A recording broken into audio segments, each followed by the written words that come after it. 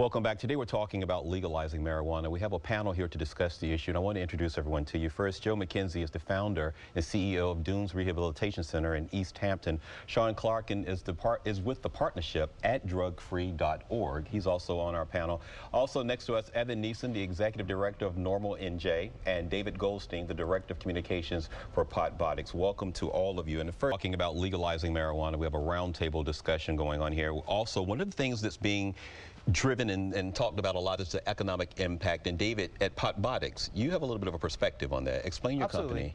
So I'm here on behalf of PotBotics, which is actually a robotic and medical technology company that's merging with the cannabis industry. And I'm here as an entrepreneur talking about the new opportunities that cannabis brings in.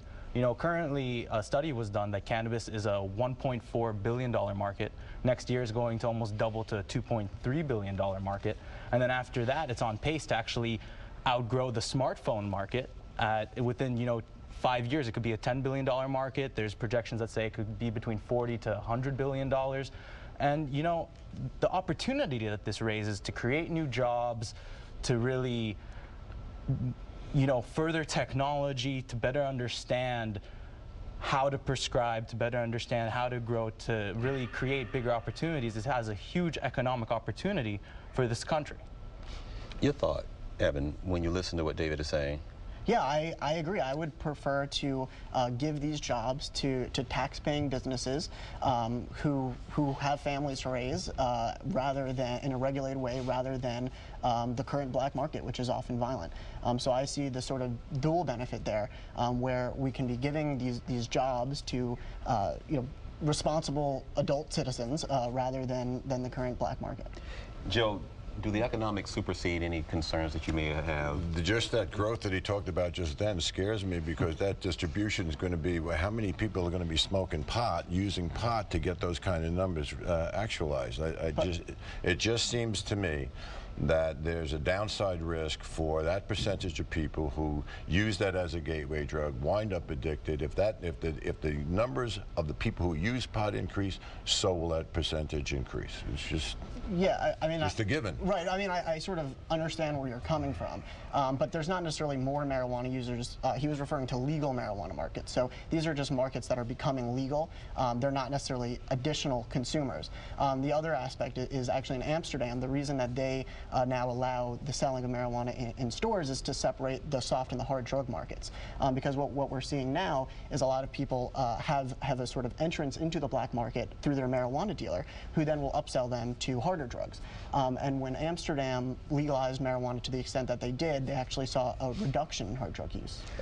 Partnership at drugfree.org. Sean, where are you with this? Well, I mean, I think listening to those forecasts of skyrocketing growth, they are counting on new consumers. And the concern we have here is really that risk is not evenly distributed across the population in terms of substance abuse. So that, and the arguments for greater availability, expanding markets usually come from the many folks who have never really had any trouble with marijuana or with other substances.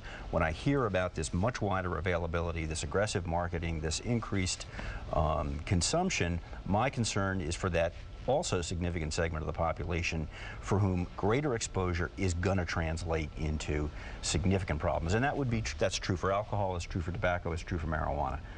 You don't want, particularly adolescents, given greater exposure, greater contact with these substances. But you would have to have a prescription. This has to be prescribed from a medical professional. Well, you can get a prescription on Venice Beach right now for marijuana by walking past one of the stands, and you have barkers outside who call you in to get a doctor to give you a prescription that you can go and immediately cash. It's not very different for me when I was a kid and we used to get a bunch of money together and get an older guy to go in and buy beer. I mean, it's, teenagers, if they want it, they're going to get it. But you had to do that instead of just, going to the next room over in high school or something. Absolutely. I think we agreed that California system currently isn't working.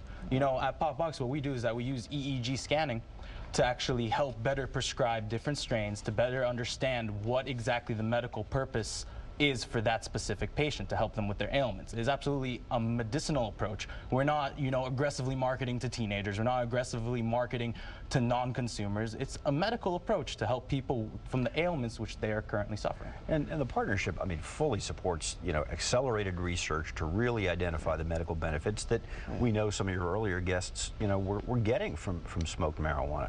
We're not in opposition to eventually providing people who benefit from smoked marijuana with that. The concern is, as we've I think all said, that so far at least what has come with medical marijuana, the way it's been implemented, is a fairly laissez-faire availability and marketing of marijuana. All right, thank you all for being with us. More on the politics of this when we come back with Dr. Jeannie Zaino.